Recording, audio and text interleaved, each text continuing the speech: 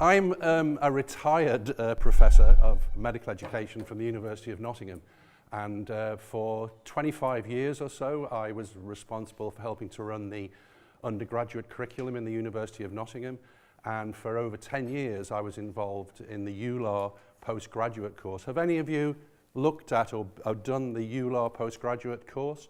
Yeah, I was responsible for helping to edit all the material that went on. The online course, the EULAR online course, the postgraduate online course.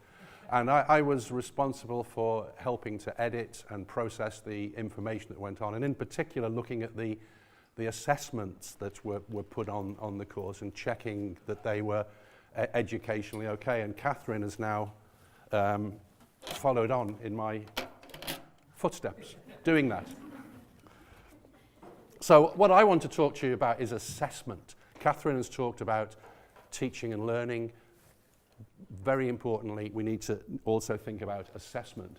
And what I'm going to be doing, the learning objectives of this session are to explain why we assess, list the domains of learning, which are the areas that you can assess, explain what we assess, see how assessment fits into a curriculum, a system of teaching and learning and assessment, acknowledge that assessment operates at different levels. So you have the novice and you have the expert, and you need to be able to sort of design assessments that are suitable for those learners. Very importantly, there's some key concepts that you need to be aware of, such as objectivity. How do you make an assessment objective? How do you reduce bias and so forth? But also, how do you make an assessment valid?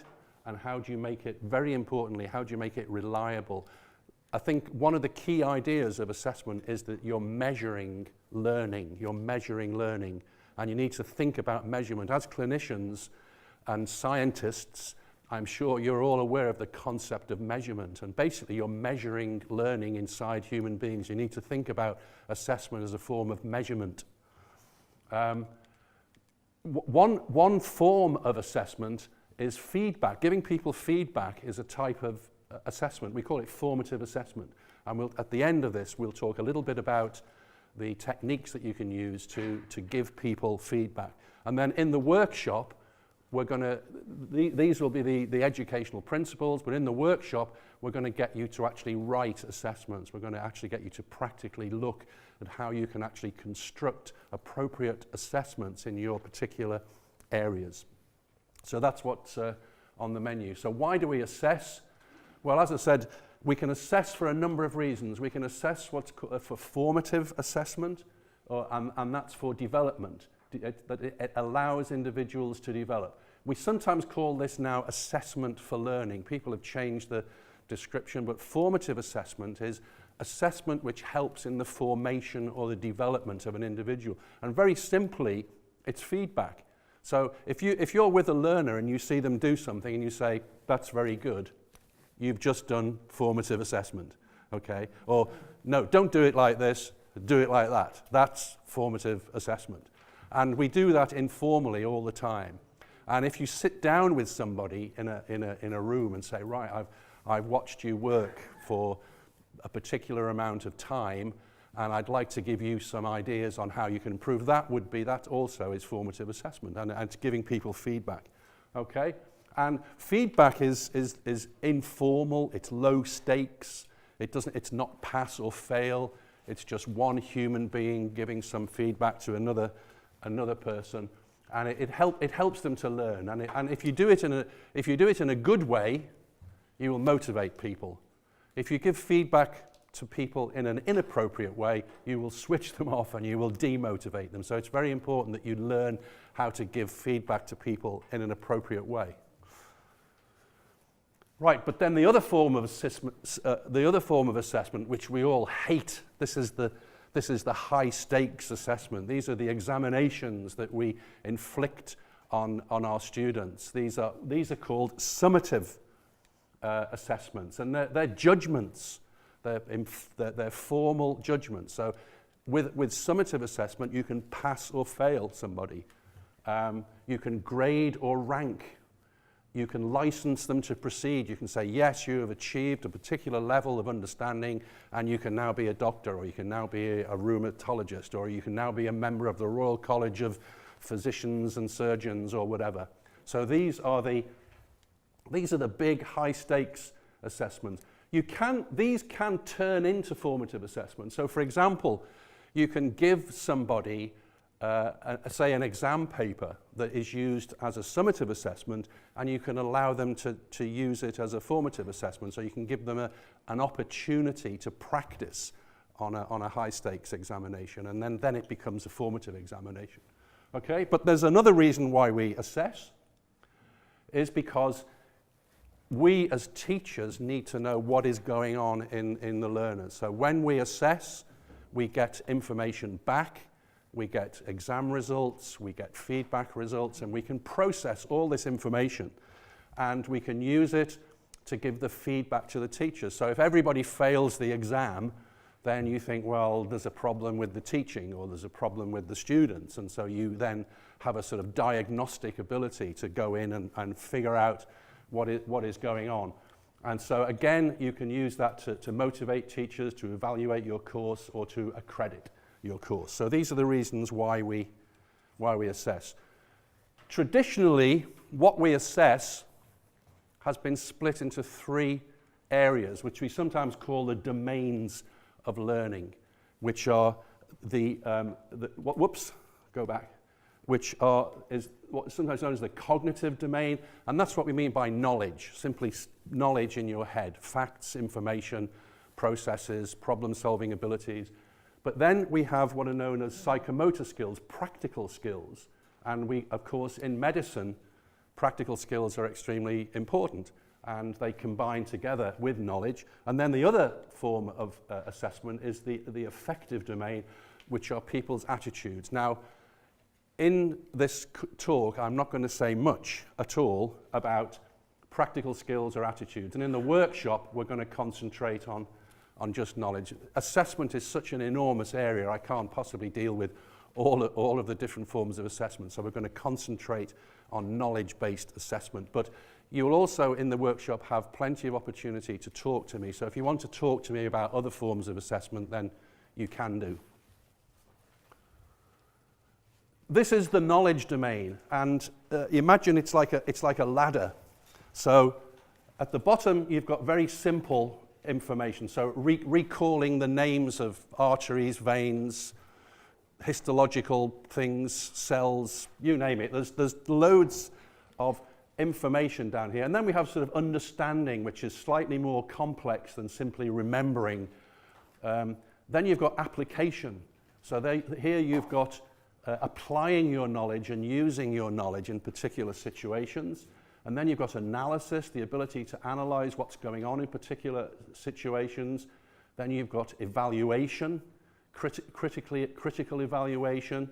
And then at the top level is actually creating new knowledge. So one of the levels of knowledge is actually creating new knowledge, and then you're into the realm of research and all sorts of things. So knowledge, the knowledge domain has a number of different levels, and of course, when you're assessing people, you're choosing to assess at these different levels. And that's one of the things that we'll be talking about later on. How does assessment fit into a curriculum? You're all familiar with the idea of, say, a medical curriculum, the idea that you go to medical school, it lasts 5 years, whatever, and it's got a beginning and a middle and an end, and you learn lots of different things. And of course, these days, the learning outcomes of the curriculum are defined. So, and then you actually engage in some teaching and learning sessions, or you may engage in some experiential learning. If you put all of those things together, these would be the learning opportunities provided by the curriculum. And then we come down here and you assess people. So you have assessments. And of course, that little box is smaller because, don't forget, when we assess, we don't assess every single thing that you could possibly know. We sample. And of course, immediately, that should ring a bell with you, because I said before that assessment is about measurement. But you're all familiar with the idea that when you measure things, sometimes you sample things. And of course, that introduces all sorts of problems, does it not?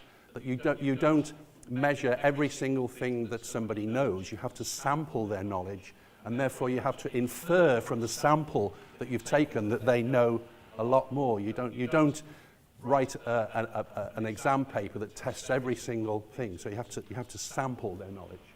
And of course you can use all this information to evaluate your curriculum, and you go around and you're in a quality cycle. So you need to be able, everything should click together. And one way of seeing this is to recognize that when you design a curriculum, whether it's a rheumatology course or whether it's a whole medical course, it's planned. So you can imagine people sit down and they plan a curriculum, but then they teach it.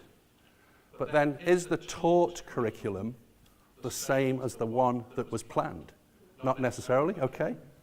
And then the next thing is the students learn the curriculum you teach them, but is it the same as the one that was taught, or is it the same that was one that was planned? And then of course you then have an assessed curriculum. So what you would like to think, as a student, you want to be able to learn the things that are going to be assessed, and you don't want to waste your time learning stuff that's not going to be assessed, but you might be taught material that is not assessed. So one of the great things about a good quality curriculum is that all of these things should map together, so that the planned curriculum, the taught curriculum, the learned curriculum, and the assessed curriculum should overlap as much as possible, which is shown in the next slide. So that's what you aim to do, and that's got a technical term. It's known as curriculum alignment, and that's what we want to try to achieve. Now, when we assess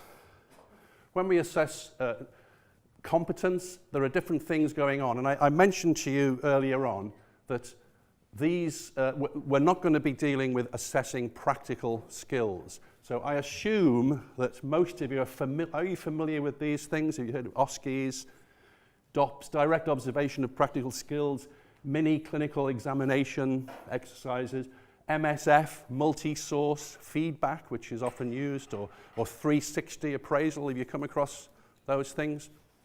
Anyway, we're going to ignore these, and I want to really concentrate on knowledge. And of course, the two ways of assessing knowledge are by, if you like, essays are one of the classical examples of assessing knowledge, but more in the last few decades, increasingly MCQs are the things that we deal with, because we can put them onto computers these days, and that's what we're going to be talking about mainly in the workshop.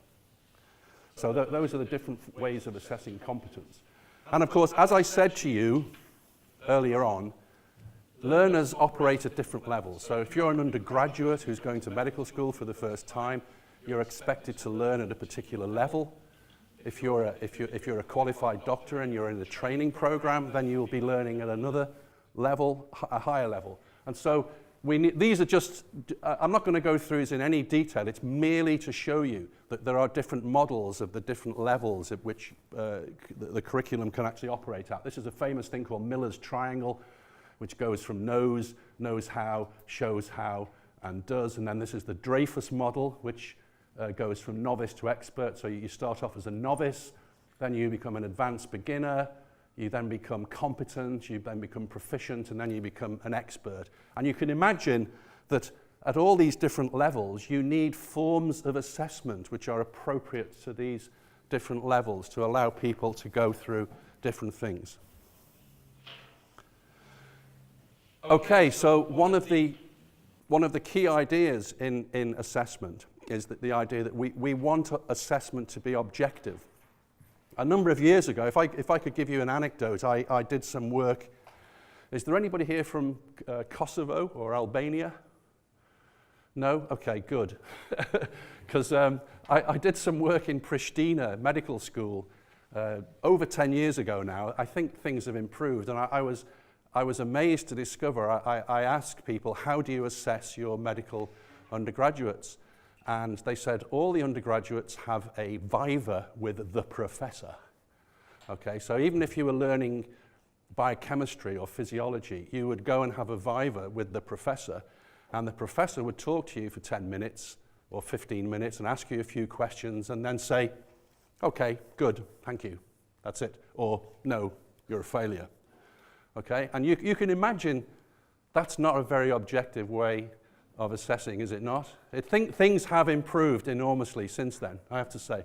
So that's an example of a very unobjective form of assessment, and we wouldn't accept that in this day and age. We want objective assessment. So one of the things we need to try to do is to be objective. Whoops. Now the other thing, we want our assessments to be valid, and we also want our assessments to be reliable. And I'm going to say what those things are in a moment. So how can you be objective? Well, you need to use objective criteria. So you're mapping the performance of your students against an objective criterion, okay, which are defined and accepted and acknowledged by the medical faculty. You obviously want to reduce personal bias.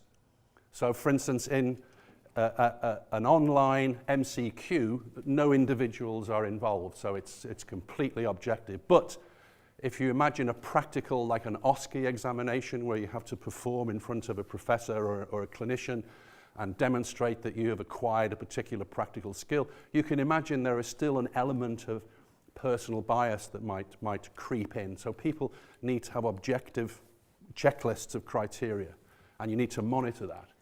So you need to ensure that the assessments are fair, and one of the classic ways in which we can, in this day and age, be objective is we use computer-based assessments. And as I said to you earlier on, the EULAR postgraduate online course has been using these online assessments for many years. And I'm sure you're all familiar now with the idea of online assessments. So what do we mean by validity and reliability?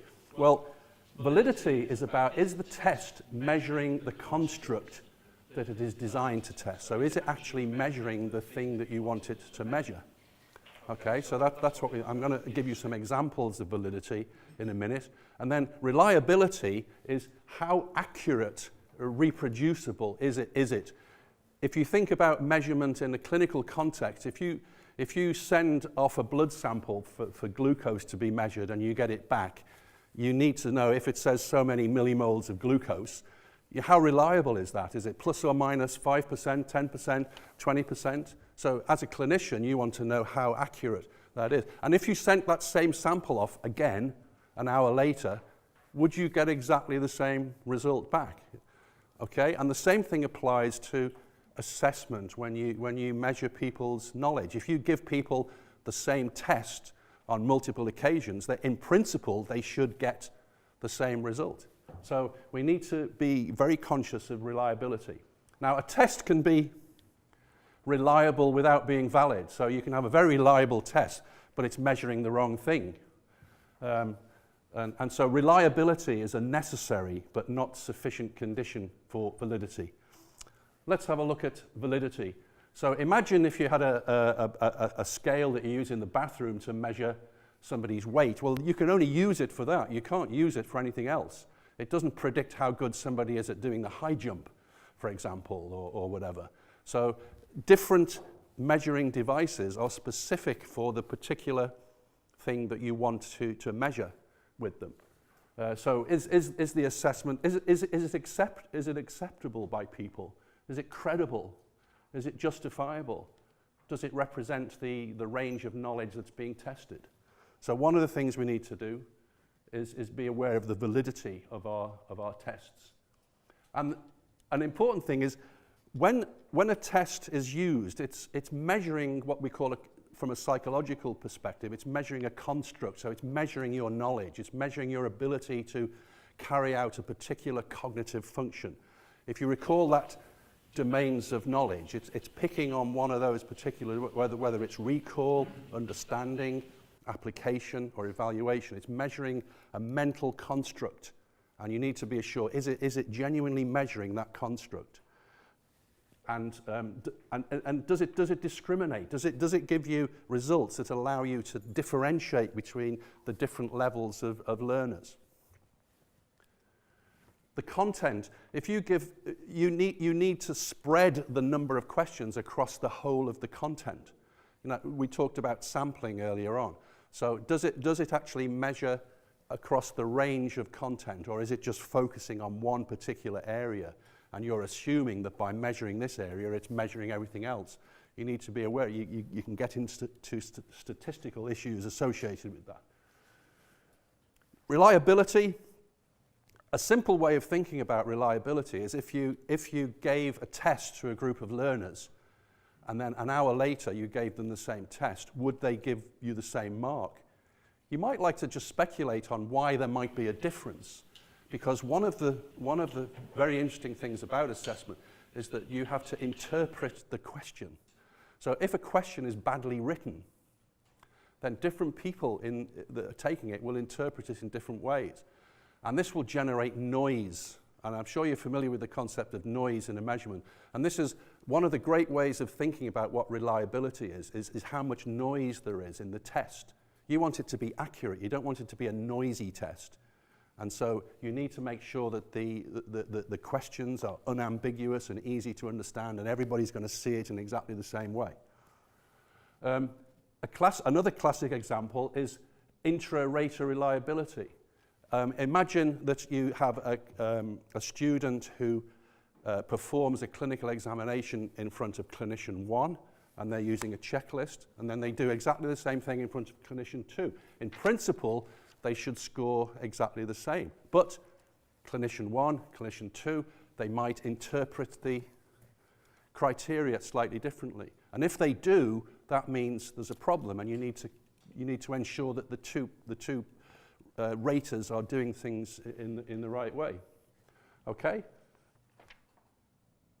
And so we've got this. If we score it on different, if you do it at different times, you might get the same. You might get a different result. But it should be stable. It should be a stable measurement of particular constructs. That's the key idea. And this is, I often call this the sort of the reliability triangle. So imagine in a test, you've got the test itself over here, and you've got the tester. For instance, in the case of an objective test that you do online, you can more or less ignore that. That's already been done. Okay? But in the case of, say, a clinical examination test, like an OSCE examination, then there would be a physical tester present. And then the student or the learner is the testee up here. And noise can be generated in all these situations. So the test can be very noisy. It might have ambiguous questions or inappropriate questions, badly constructed questions. This will generate noise. The tester, because they're not clear on what the criteria are, they will get into all sorts of problems and will generate noise. And of course, the students themselves, they may not have been adequately taught, or it may be the environment is bad for the test. It's very noisy, or they're rushed, or they're not given enough time. So all of these things together will generate noise for the test. And this is the thing that we want to minimize as much as possible in a test. There are different ways of doing this. Once you've got the results of a test, you can basically put it through a computer program. It's very simple. I assume you're all familiar with things like SPSS, and there is a classical test that you can use called Cronbach's alpha coefficient. There are a number of other tests, but basically Cronbach's alpha will give you a result, a number between 0 and 1. And usually we say a test should be at least 0.7 of reliability, but in some cases, if it's very high stakes, we might say it needs to get up to 0.9. But so you can analyze tests. It's called psychometrics, and it's very important these days that you analyze your tests after you've been given, and that they have a good level of reliability. Okay, so moving on. Oh, sorry, just one final thing on reliability. Poorly discriminating questions and questions which are either too easy or too hard reduce the reliability of a test. So if you have a test in which the questions are too hard for the learners, then that will reduce the when you analyze the test, it will become unreliable. If the students all answer the questions correctly, again, it'll be unreliable, and it won't discriminate.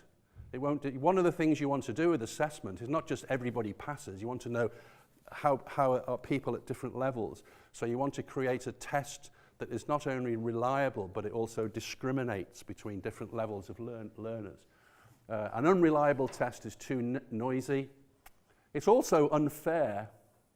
I have a colleague at work, and I said, many doctors ask me, why shouldn't we design a test in which everybody passes it? It's like, everybody passes it, lots of easy questions. And he says, well, it means that the students who are lazy can pass it, whereas the students who work very hard, they also pass it. And some people think that's unfair, that if you work very hard, you should be able to get a higher mark than somebody who doesn't work. I'm not 100% sold on that idea, but it is an interesting concept. You can discuss it with me later on. Right, finally, feedback. As I said to you before, feedback is basically giving people formative assessment. Now, in the context of what I've just described, there are two different types. There's feedback on objective tests, and there's feedback on practical things. But feedback is basically what we call assessment for learning. It's just to reiterate what I said earlier on. It's about assessment for development and improvement. It's about improving confidence. It's about encouraging students to reflect on their progress and helping them to improve. And it's low stakes assessment, low stakes, so it's not pass or fail. So a student is not worried about passing or failing, but they're being given valuable information about how well they are proceeding that will then help them learn more effectively. Now, imagine that we're talking about feedback on objective tests. So imagine that you can give students feedback. And here's an example from my own medical school, whereby once an objective test is given, the students then get access to the global marks of the test. And on this, they would be given an individual one of these, and there would be a little arrow saying, this is where you are. So it would give them an indication about where they are on an objective test.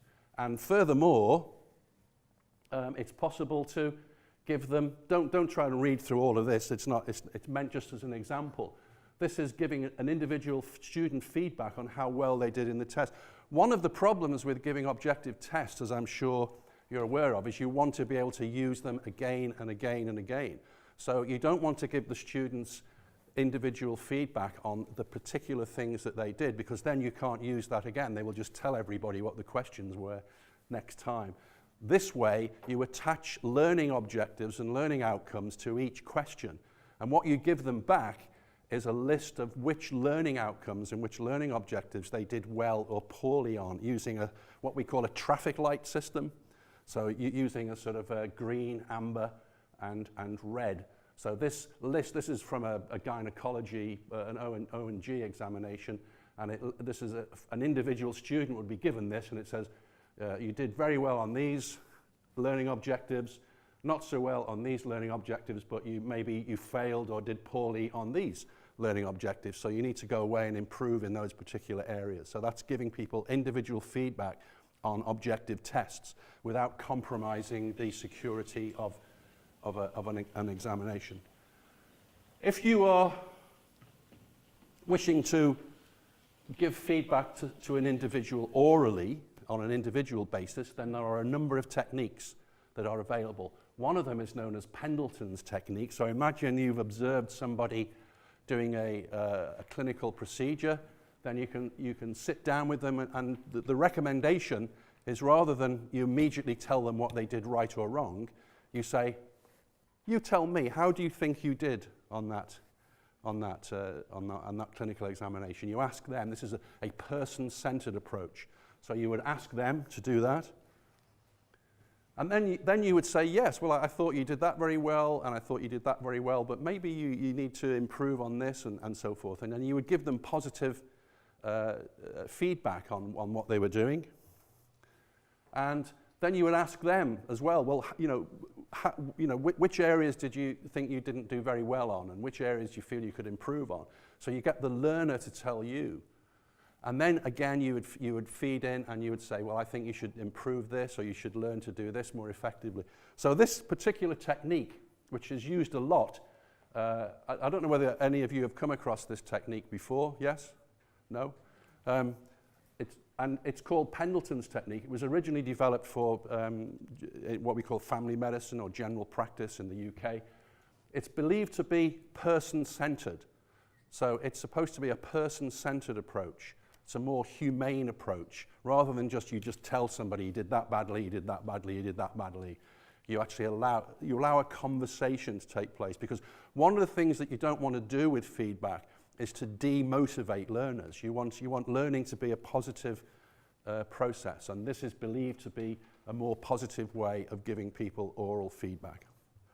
Now, there's going to be, we sometimes call it the feedback sandwich. So you may have come across this before, the feedback sandwich. Some people have an even more vulgar term for it, which I won't repeat in the audience, but it's known as a feedback sandwich.